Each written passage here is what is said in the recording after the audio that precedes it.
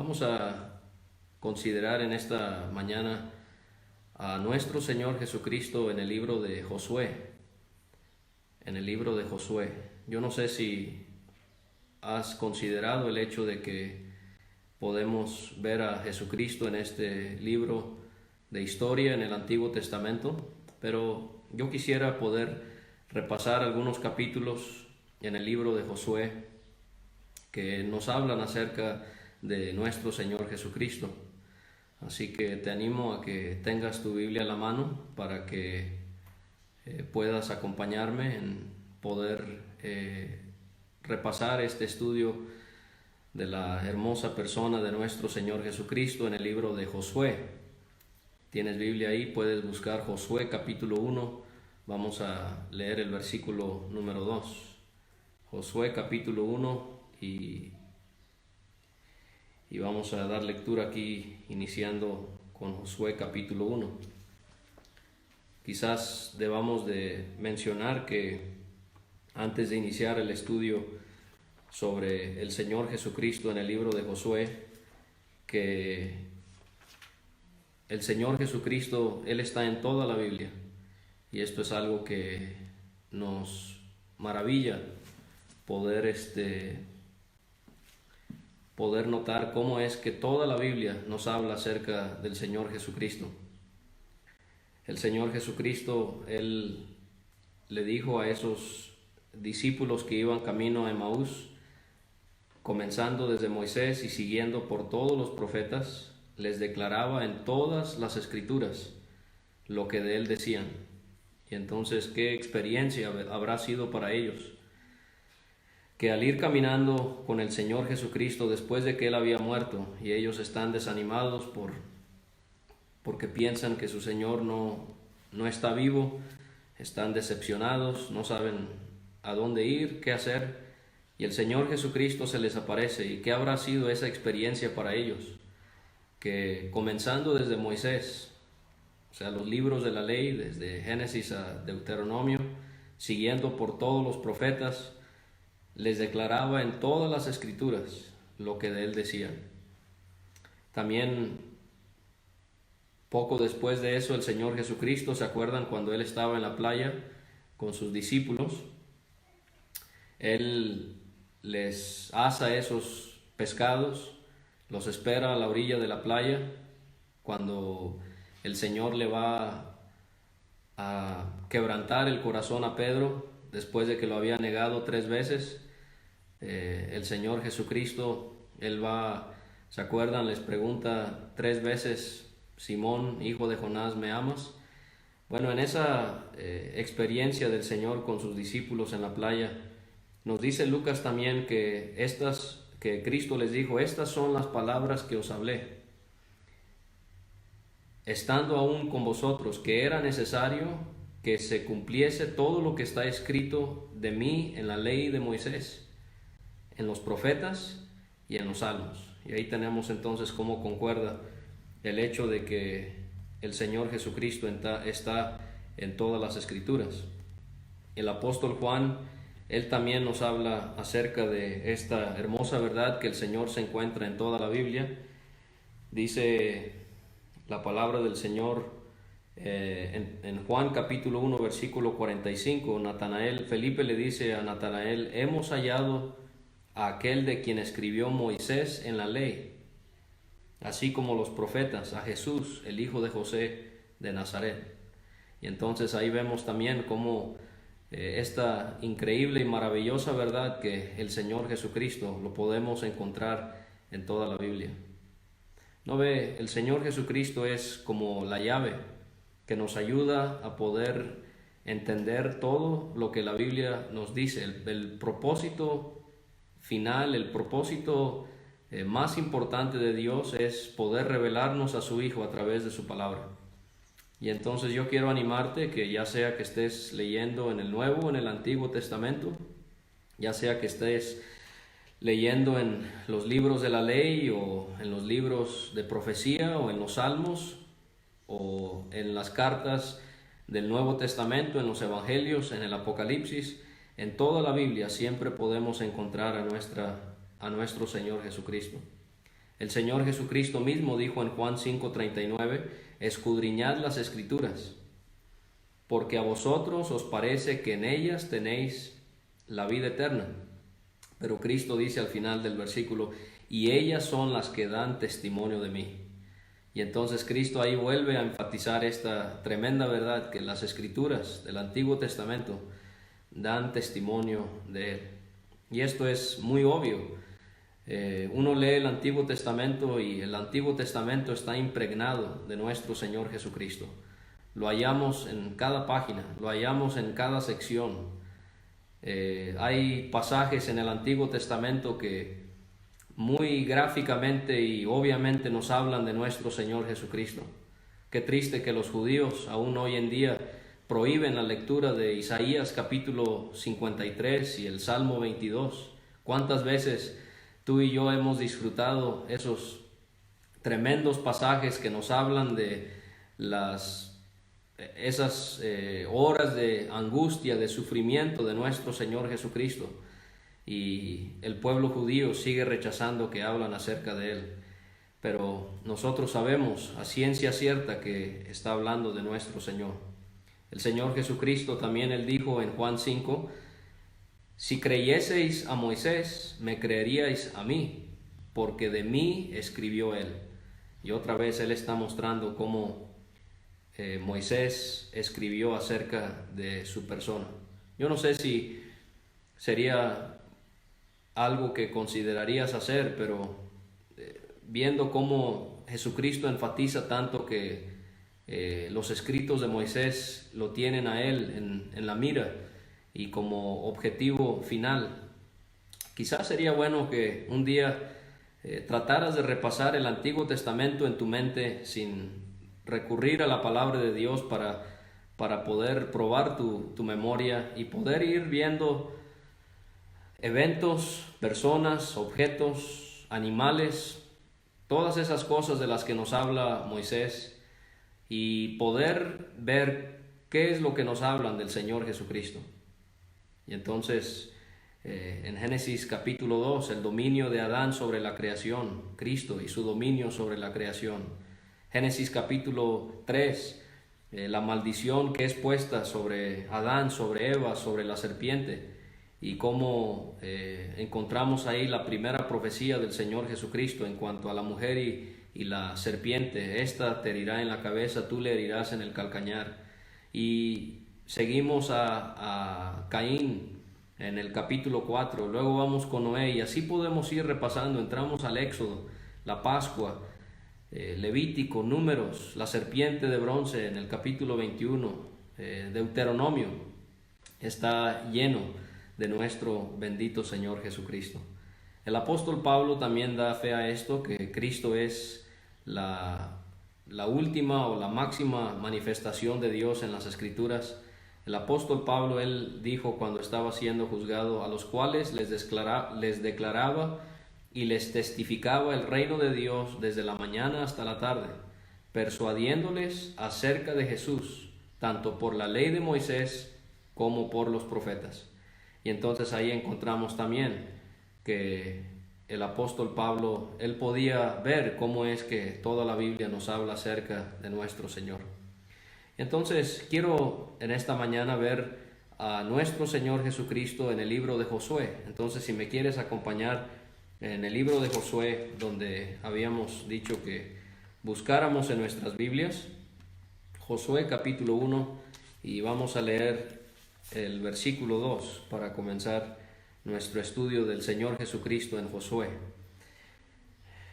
Solamente para poner el libro en contexto para aquellos que quizás van comenzando en la vida cristiana y que no conocen la historia del pueblo de Israel. Israel, el pueblo que Dios había elegido, termina en esclavitud en Egipto.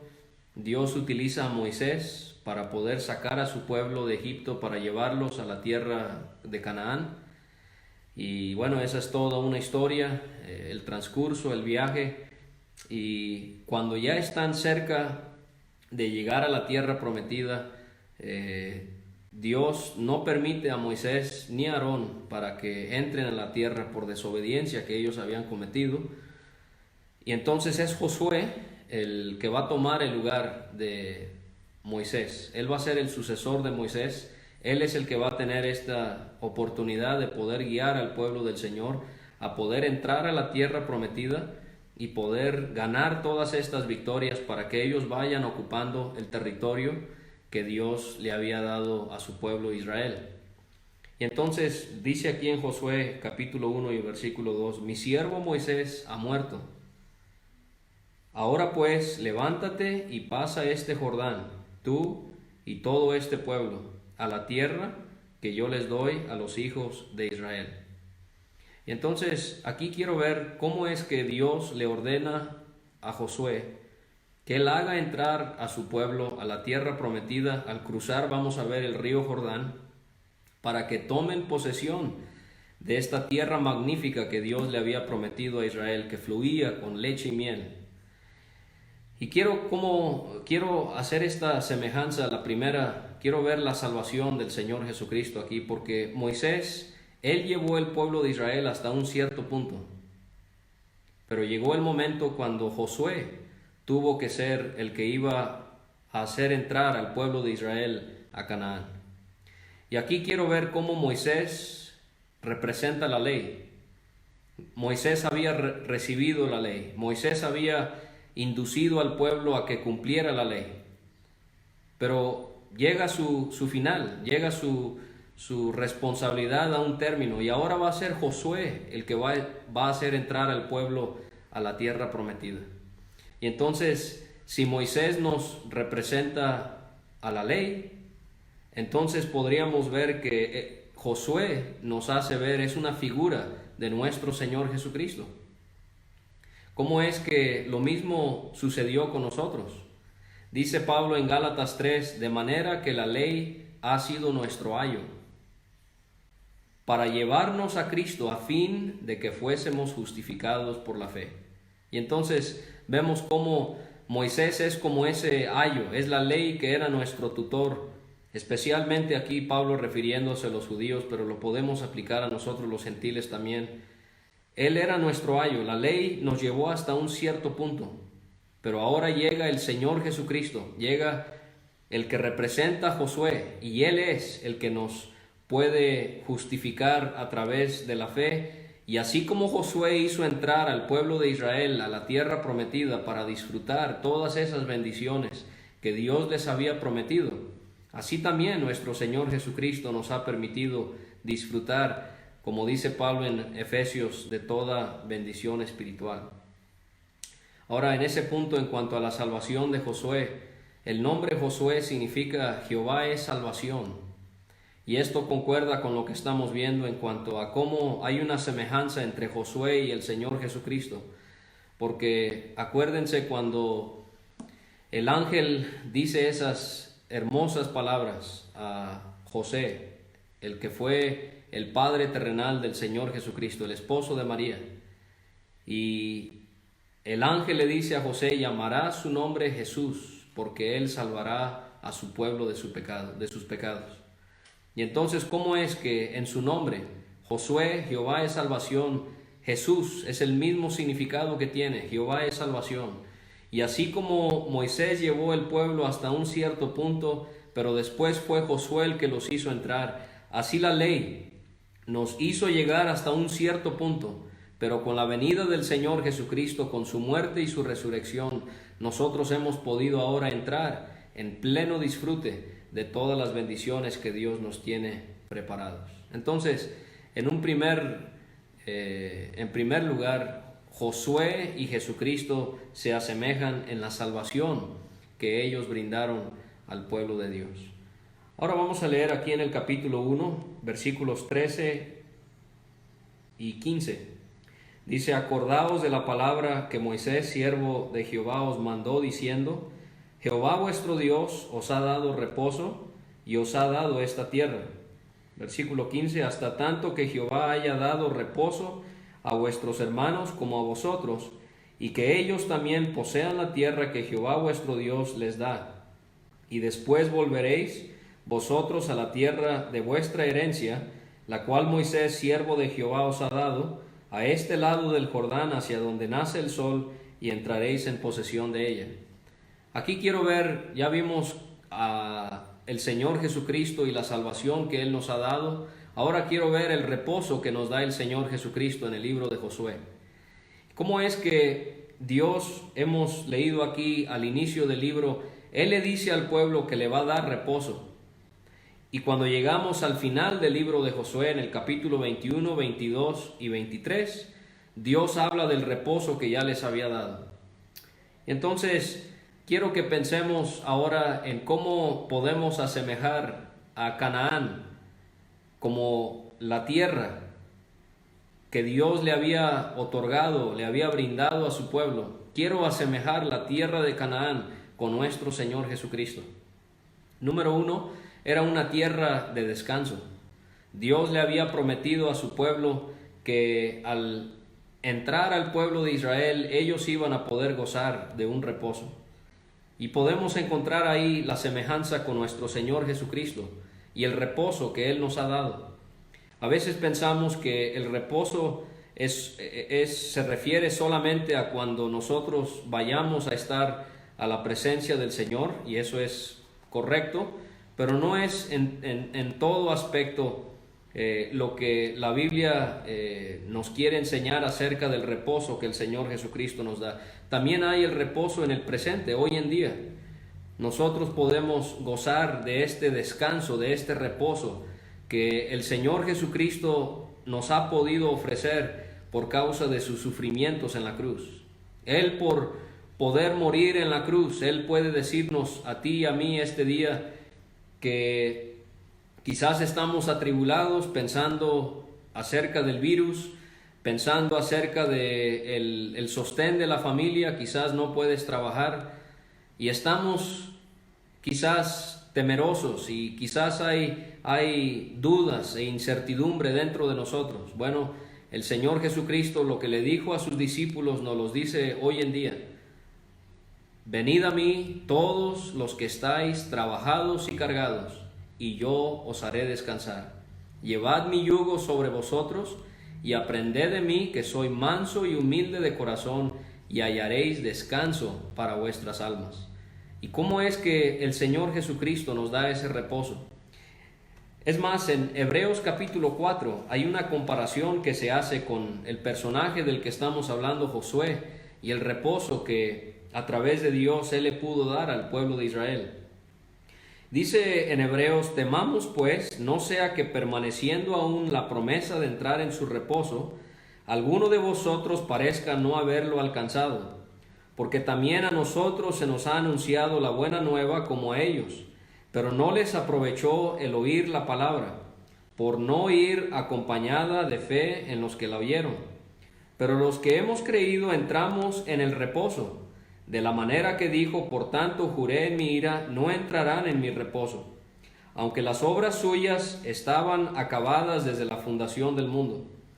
Aquí está hablando del reposo que Dios tomó al haber creado el universo. Dice: porque en cierto lugar dijo así del séptimo día, y reposó Dios de todas sus obras en el séptimo día. Y otra vez aquí, hablando del pueblo de Israel: no entrarán en mi reposo. Por lo tanto, puesto que falta que algunos entren en él, y aquellos a quienes primero se les anunció la buena nueva no entraron por causa de desobediencia. Otra vez determina un día, hoy, diciendo después de tanto tiempo por medio de David, como se dijo: si oyereis hoy su voz, no endurezcáis vuestros corazones.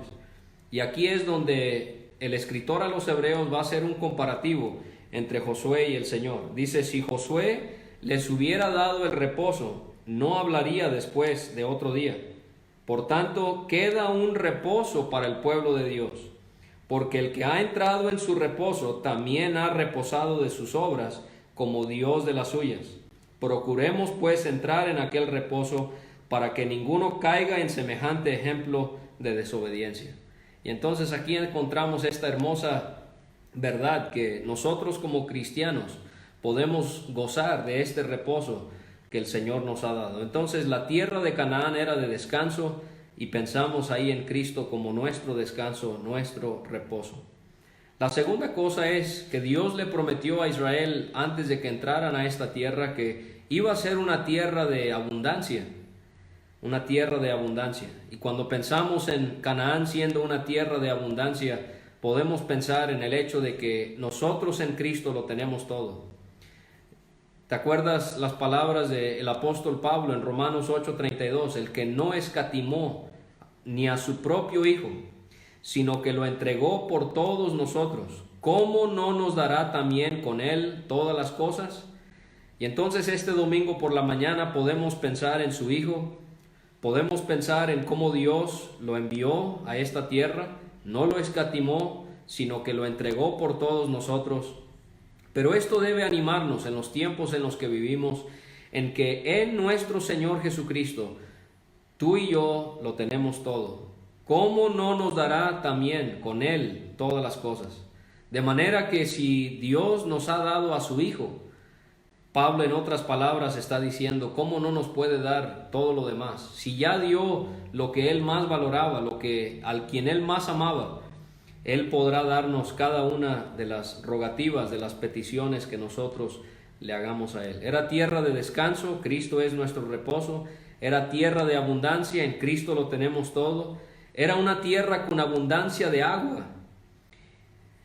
Dios le prometió a Israel que iban a haber ríos, que iba a haber abundancia de agua. Este pueblo que había viajado por el desierto seco, con falta de agua, Dios les prometió que ahora al entrar a la tierra prometida, ellos iban a poder gozar de una abundancia de agua.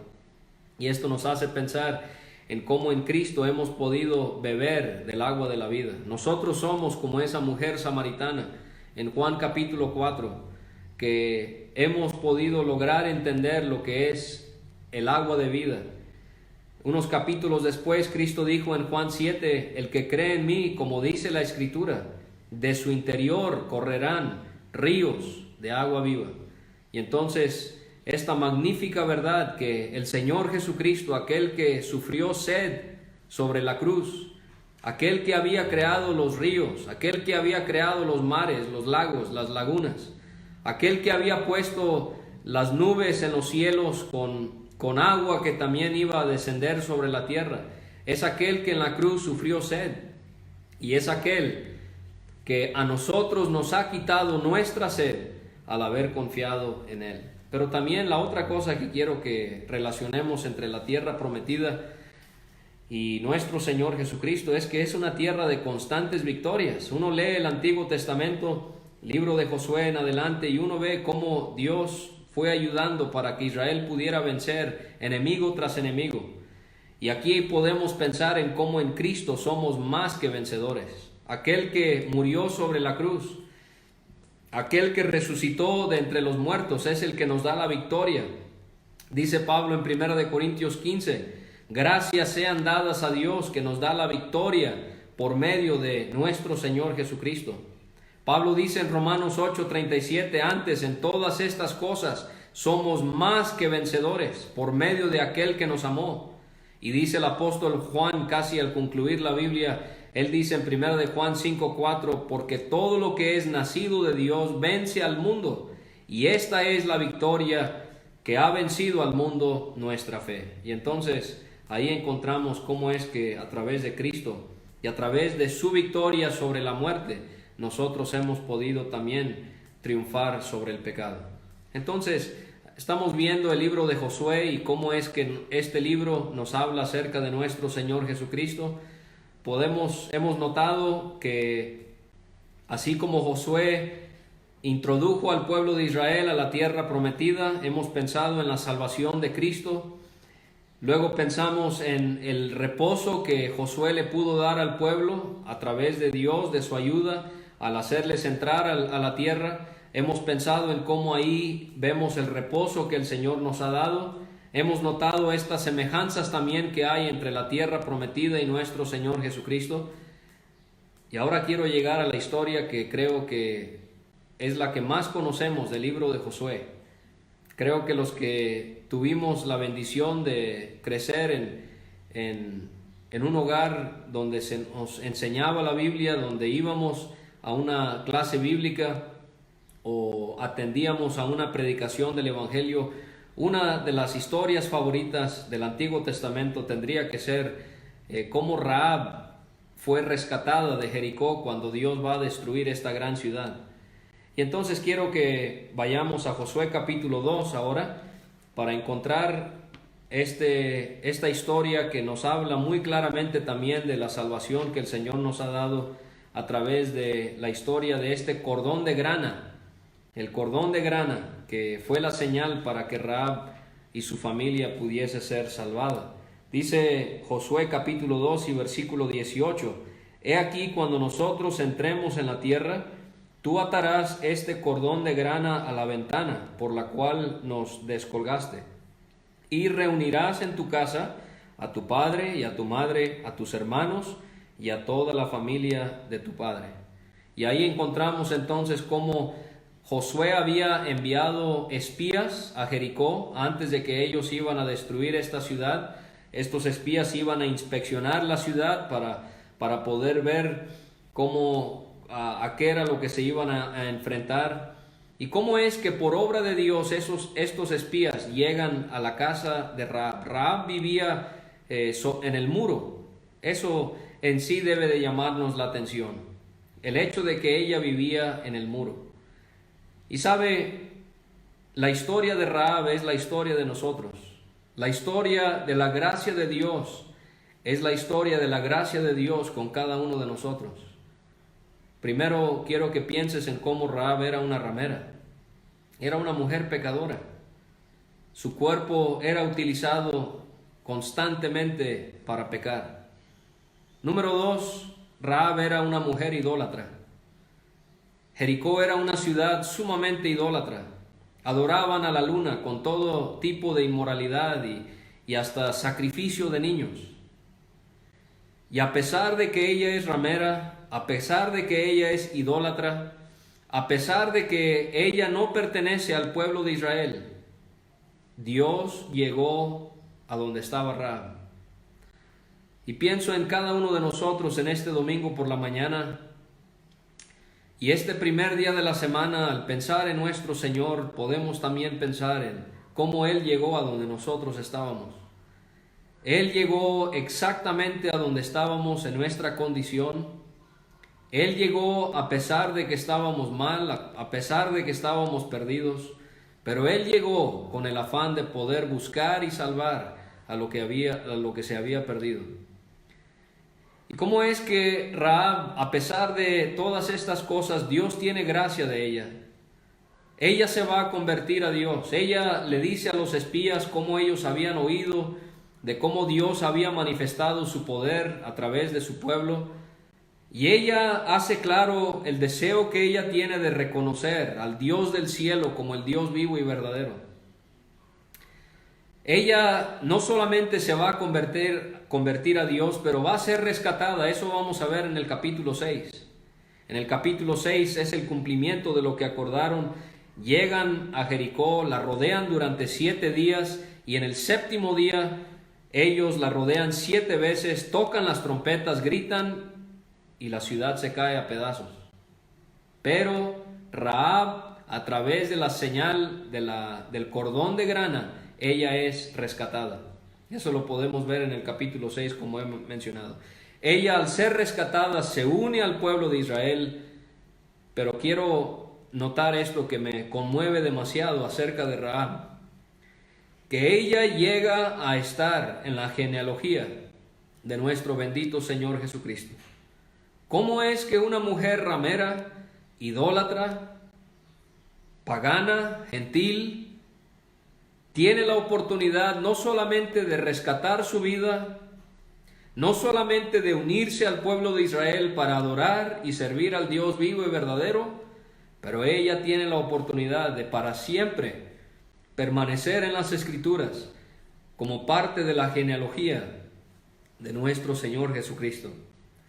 Ya que estamos hablando de la genealogía del Señor Jesucristo en Mateo 1, muchas veces este capítulo quizás es leído velozmente o indiferentemente, pero hay cosas tan increíbles acerca de ese capítulo que nos da todos los nombres en la descendencia de nuestro Señor. Pero una cosa que debe de llamarnos la atención es que menciona esa genealogía 4 mujeres. Normalmente en las genealogías judías no eran mencionadas las mujeres. Eso asombra, pero lo que más asombra es el tipo de mujeres que son mencionadas en la genealogía de nuestro perfecto y hermoso Señor Jesucristo. Número 1, Tamar es mencionada. ¿Quién era Tamar? Tamar también era una ramera, y ella aparece en Mateo capítulo 1 en la genealogía del Señor. Ruth, ella también aparece. Ruth era moabita. Ruth, por lo tanto, era idólatra, pero ella también aparece. Betsabé aparece, la mujer adúltera, la mujer que había cometido pecado con David. Y Rahab también aparece. La historia de la gracia de Dios con estas 4 mujeres es la historia de nosotros, que a pesar de nuestro pecado, el Señor Jesucristo vino a donde estábamos, nos buscó y nos salvó a pesar de que estábamos perdidos. Y entonces la señal que fue utilizada para rescatar a Rahab iba a ser un cordón de grana. Y esto fácilmente sabemos que nos habla de la sangre de nuestro Señor. Un objeto rojo iba a ser la marca de la salvación para Rahab y para su familia. Lo mismo ocurrió con la Pascua, ¿verdad? En la Pascua, la señal para que el ángel de Jehová pasara por encima, eso es lo que significa Pascua, pasar por encima. La marca era la sangre sobre los postes y el dintel de la puerta de cada casa. ¿Y cómo es que podemos nosotros este domingo por la mañana, y quizás si no fuera por el COVID-19, estaríamos o habríamos ya esta mañana participado de la copa para poder meditar y poder pensar en la preciosa sangre de nuestro Señor Jesucristo? ¿Qué sangre? La de nuestro Señor. La sangre pura, la sangre virtuosa, la sangre que ha hecho tantas cosas en nuestra vida. Y le damos gracias a Dios este domingo por la mañana por esa sangre que Él derramó. Primera de Juan 1:7, esas palabras tan hermosas donde dice Juan que la sangre de Jesucristo su Hijo nos limpia de todo pecado. Quiero notar algo acerca de Rahab antes de seguir. Una cosa más. Cuando Israel, con la ayuda y el poder de Dios, derrota a Jericó, Josué hace una maldición sobre la ciudad. Él maldice a la ciudad para que si alguien intentara reedificarla, estaría bajo una maldición de Dios. Y así fue. La ciudad fue reedificada y sufrió ese cumplimiento de la maldición de Dios. Pero quiero notar en cómo Rahab, ella fue rescatada antes de que se hiciera esa maldición. Ella no tuvo que permanecer bajo esa maldición. Y esas palabras del apóstol Pablo nos llaman tanto la atención. Él dice en Gálatas 3:13, Cristo nos redimió de la maldición de la ley, hecho por nosotros maldición, porque está escrito, maldito todo el que es colgado en un madero. Y entonces, así como Rahab, ella fue salvada de la maldición sobre Jericó, así también nosotros hemos sido rescatados de la maldición que estaba sobre nosotros por causa de la ley. Pero eso le costó al Señor Jesucristo tener que ser maldito sobre aquel madero para poder remover esa maldición. Bartimeo, ya llegamos ahora a los tiempos de nuestro Señor Jesucristo. La ciudad había sido reedificada. Ahora está bajo la maldición de Dios que Josué había impuesto, pero a pesar de esa maldición, el Señor Jesucristo sabe que hay un hombre ciego sentado cerca de la puerta de la ciudad de Jericó, y él llega donde estaba. Y la gente pensaba que el hecho de que Bartimeo le pedía al Señor de su clemencia y de su misericordia, ellos pensaban que era una molestia y lo callaban, y él fue más insistente. Y cómo es que el Señor Jesucristo le sanó su ceguera, pero también le perdonó sus pecados a pesar de esta maldición que estaba sobre la ciudad de Jericó. Ahora quiero llegar al capítulo 3 de Josué y poder ver qué es lo que podemos encontrar ahí acerca de nuestro Señor. Fíjese conmigo, si quiere, en el versículo 8, tú pues mandarás a los sacerdotes que lleven el arca del pacto, diciendo, cuando hayáis entrado hasta el borde del agua del Jordán, pararéis en el Jordán. Dice el versículo 11, he aquí el arca del pacto del Señor de toda la tierra pasará delante de vosotros en medio del Jordán. Y vamos a leer del 13 al 17. Y cuando las plantas de los pies de los sacerdotes que llevan el arca de Jehová, Señor de toda la tierra, se asienten en las aguas del Jordán, las aguas del Jordán se dividirán, porque las aguas que vienen de arriba se detendrán en un montón. Y aconteció cuando partió el pueblo de sus tiendas para pasar el Jordán, con los sacerdotes delante del pueblo llevando el arca del pacto, cuando los que llevaban el arca entraron en el Jordán y los pies de los sacerdotes que llevaban el arca fueron mojados a la orilla del agua, porque el Jordán suele desbordarse por todas sus orillas todo el tiempo de la siega. Las aguas que venían de arriba se detuvieron como en un montón bien lejos de la ciudad de Adam, que está al lado de Zaretán, y las que descendían al mar del Arabá, al mar salado, se acabaron y fueron divididas, y el pueblo pasó en dirección de Jericó.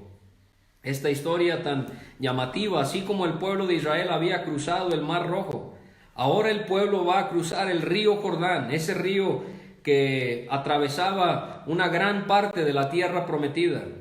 ¿Y cómo es que los sacerdotes iban a ser los primeros en llegar al río y meterse al agua? Y al pisar el agua, Dios le promete al pueblo de Israel, le promete a Josué, que las aguas del río se iban a detener, y no solamente se iban a detener, sino que se iba a separar esas aguas para que el pueblo pudiera así pasar. Ahora quiero pensar en cómo el arca del pacto aquí nos habla acerca de nuestro bendito Señor Jesucristo. El arca del pacto fue lo que primero pasó por el agua. En el caso del arca del pacto, el agua se detuvo, las aguas se separaron. Pero en el caso de nuestro Señor, fue todo lo contrario. Sobre ese madero, nosotros sabemos que el Señor Jesucristo iba a sufrir la ira y el castigo de Dios como aguas torrenciales que iban a caer sobre él.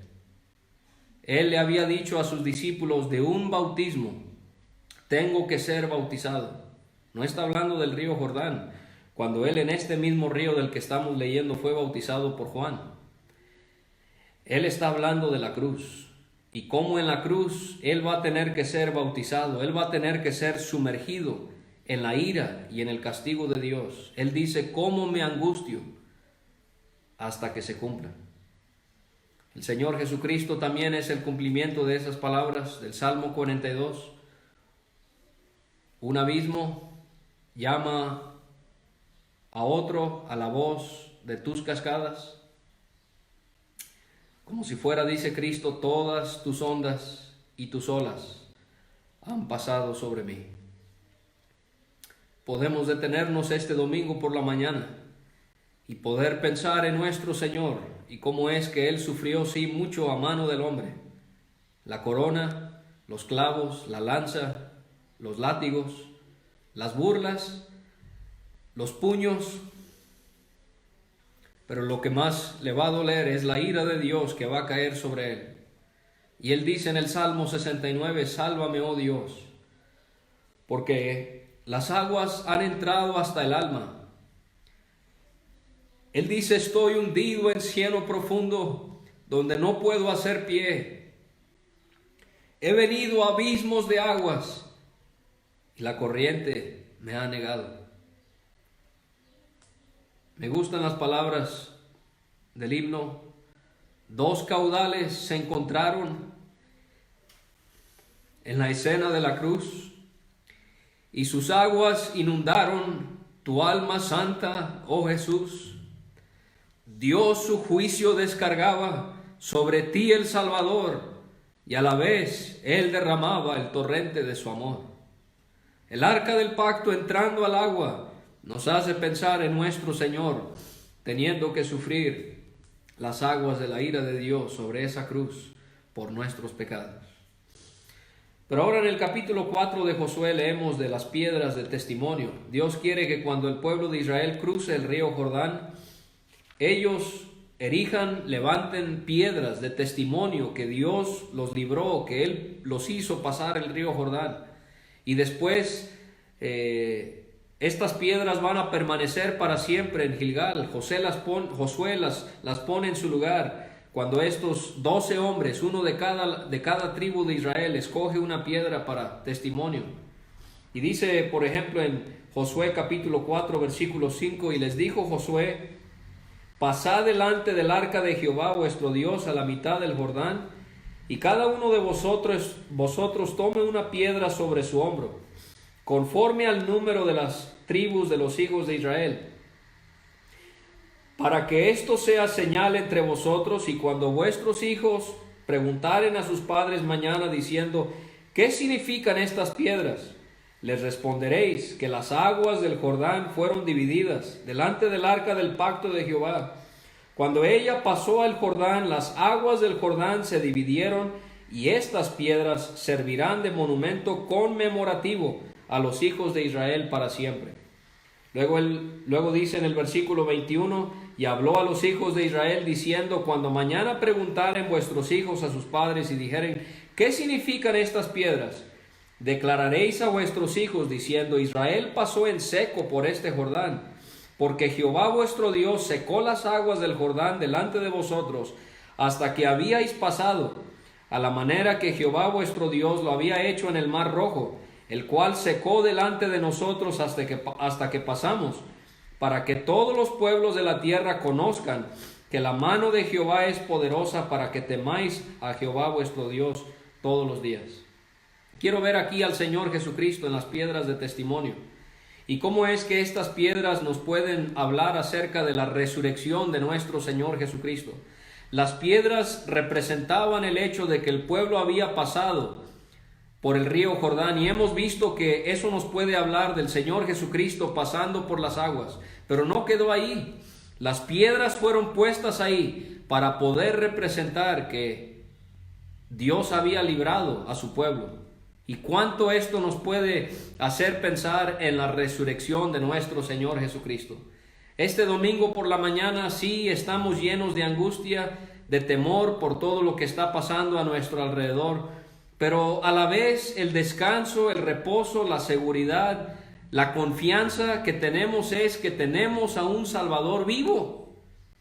Qué deprimente sería nuestra vida si este domingo por la mañana, con todo lo que ya estamos experimentando en nuestras vidas, nosotros siguiéramos a un líder que su cuerpo está en una tumba. ¿Qué esperanza es esa?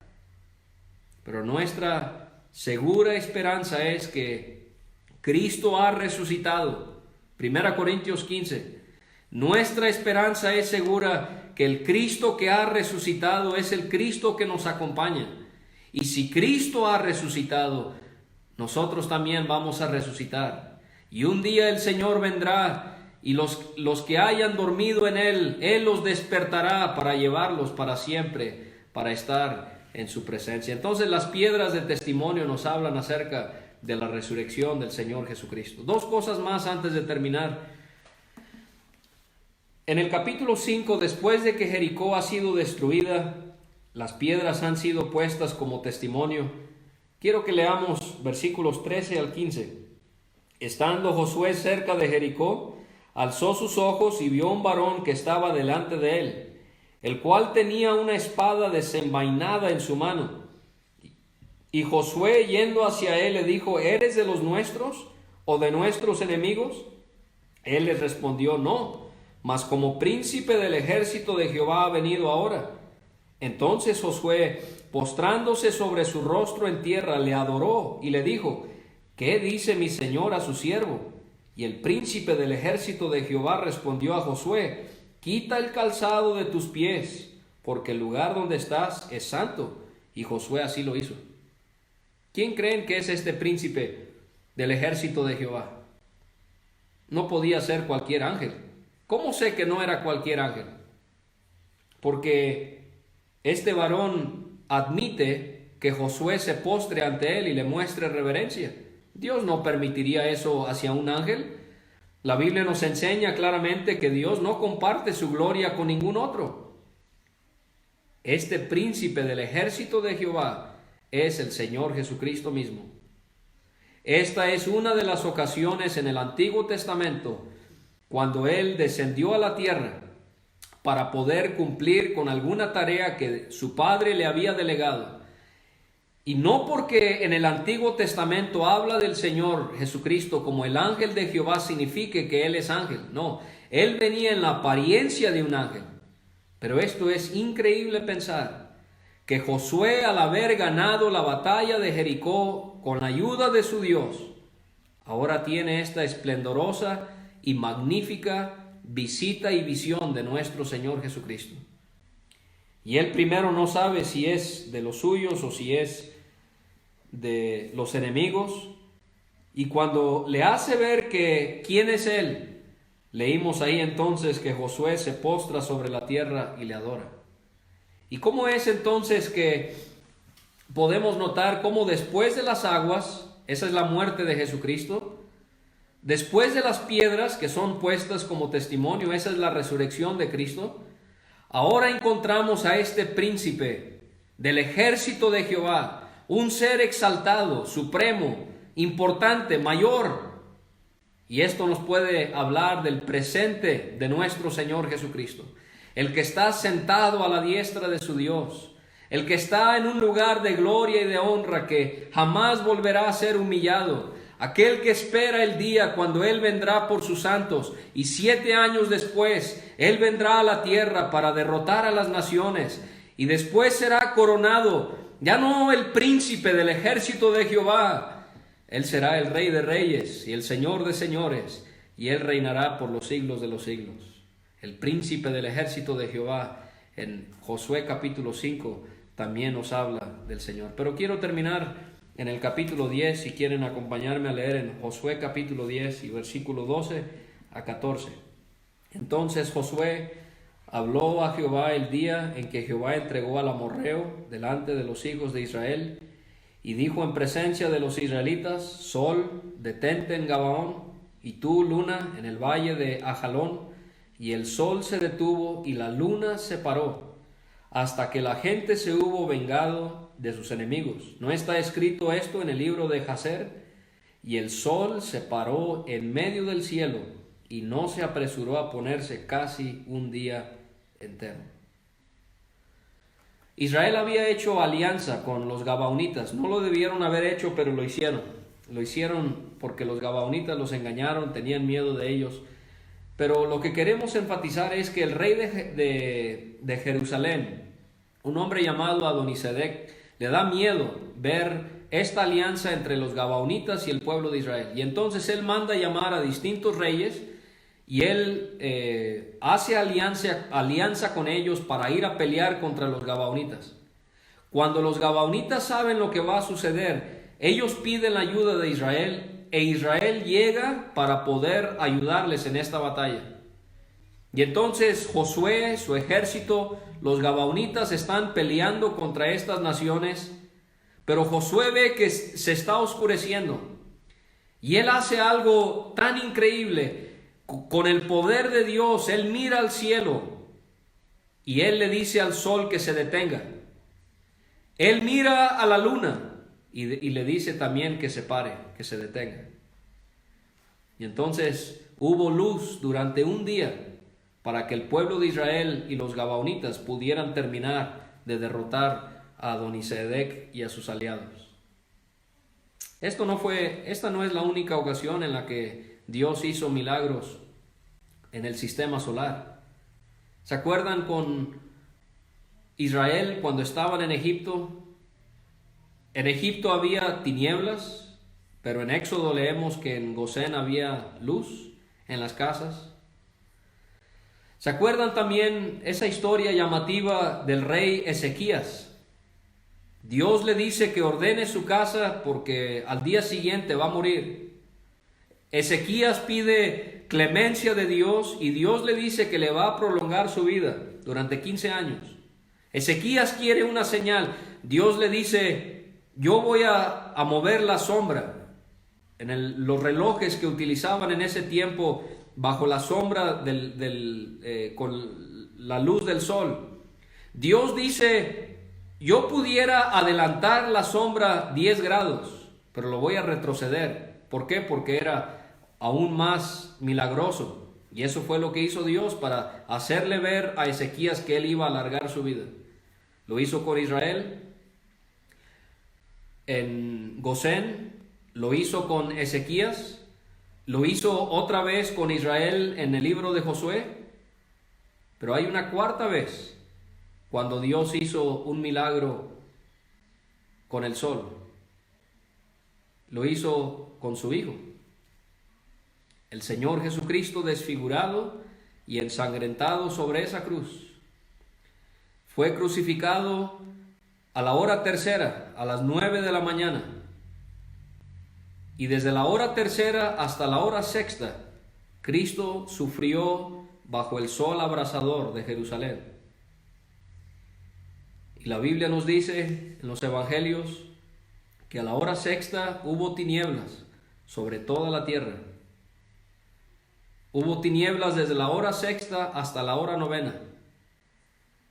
Y ahora Jesucristo sobre una cruz, con todos los dolores que Él ya había llevado, ahora Él siente estas tinieblas que caen a su alrededor, como si las tinieblas eran tan presentes que podían ser palpadas.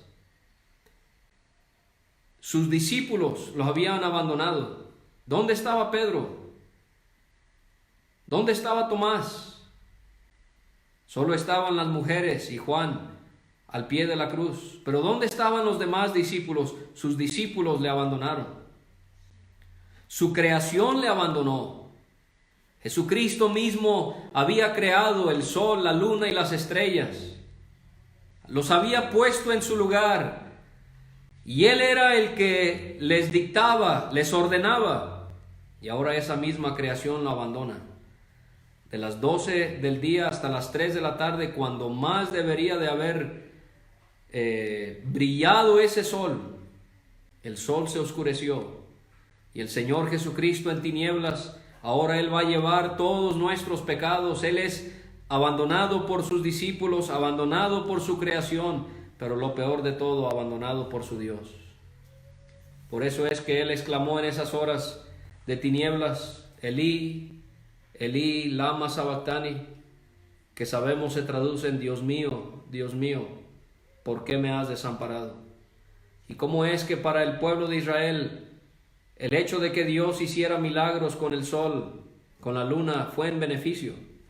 En el caso del Señor Jesucristo, cuando Él hizo un milagro similar, lo hizo en castigo. Gracias al Señor Jesucristo y todas estas cosas que podemos ver en el libro de Josué. Gracias a Dios por todo lo que es su Hijo y todo lo que Él ha hecho por nosotros. Yo espero que este estudio de Cristo en el libro de Josué nos aliente, nos anime, nos llene de amor y de devoción a nuestro Señor Jesucristo. Y que en esta semana vayamos a trabajar o estemos en casa por las circunstancias, podamos adorarle, poder servirle, poder agradarle, porque Él es digno, hermanos. Todo lo que Él es y todo lo que Él sufrió, Él merece que nosotros podamos agradarle en todo. Y espero que el Señor bendiga su palabra y que yo les animo a que sigan leyendo las Escrituras, tratando de siempre ubicar a Cristo en cada página de las Sagradas Escrituras. Hasta la próxima.